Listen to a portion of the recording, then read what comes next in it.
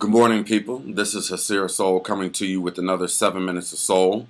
I want to talk to you this morning about the purpose of protest, specifically in light of the incident that just is coming out and the protests that are coming out of Baltimore with the death of Freddie Gray. May he rest in peace.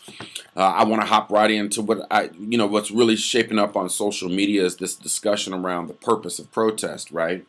And if there's any value to be had from taking to the streets and yelling and things of that nature. And there tends to be two sides of that particular equation. You have those who say that it's a waste of time, it's a waste of energy, the system's not going to change, that's not the way that you're supposed to do it. And then on the flip side of that, you have those who say that showing disdain and showing your emotional anger towards the system by marching is a positive thing. It's kind of the same thing that the old argument that went at one point between Martin Luther King and Malcolm X regarding marching out in the street and what good does marching really do. So that's really what it comes down to, is the question of what does taking to the streets and marching do, if anything, right? And I wanted to start a discussion around that and talk about that, in so much as that a lot of us are caught up in our day to day, right? And we have work to go to, we have children to take care of, and we have things to address. And we really want to know, is it of any value to take a day off of work or take a couple of days off of work and to go into the streets and to protest and things of that nature? And I can only tell you from my perspective of what it's done, what protesting has been for me.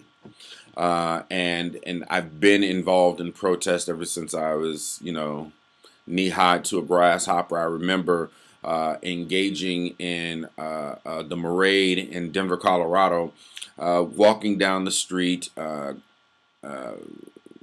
championing or protesting, if you will, for Martin Luther King holiday.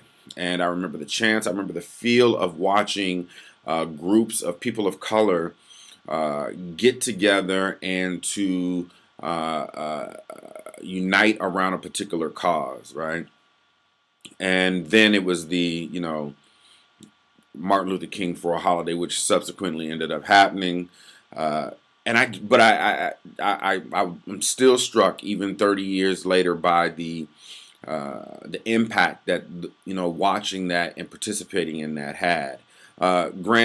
Granted that it was a much different energy, than what is taking place now in Baltimore and what's taking place in Ferguson.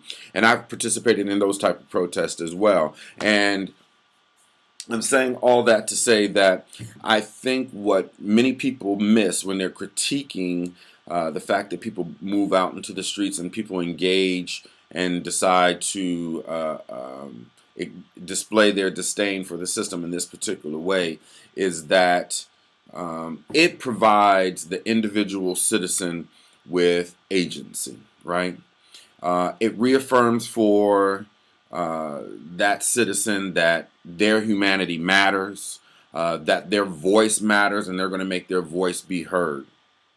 I would be very, very concerned if a young black man was killed in any place in the United States wantonly, as what took place and is taking place all around the nation, but most recently with the case with Freddie Gray, and there not be some type of visceral reaction on behalf of people of color and people who are our allies, right?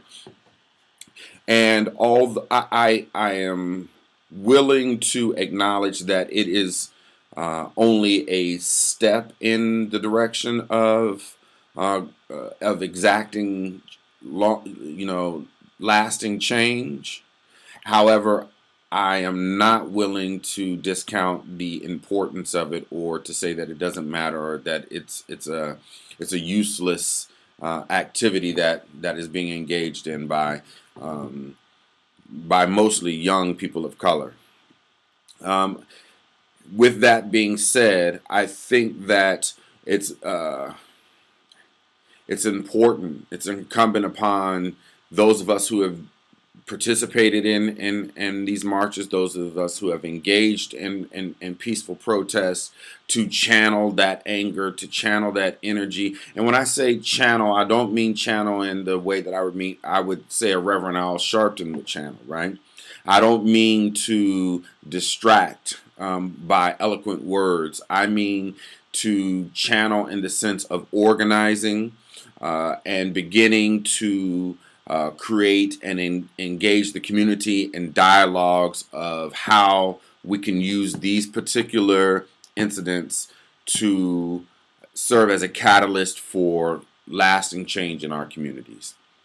That's what protests should be about. That's what these protests, these marches, and at a given point that can and will take place if we have people on the ground who are very familiar with the necessary processes that people go through in order to reach the decision and come to the conclusion that they themselves have the agency to enact change.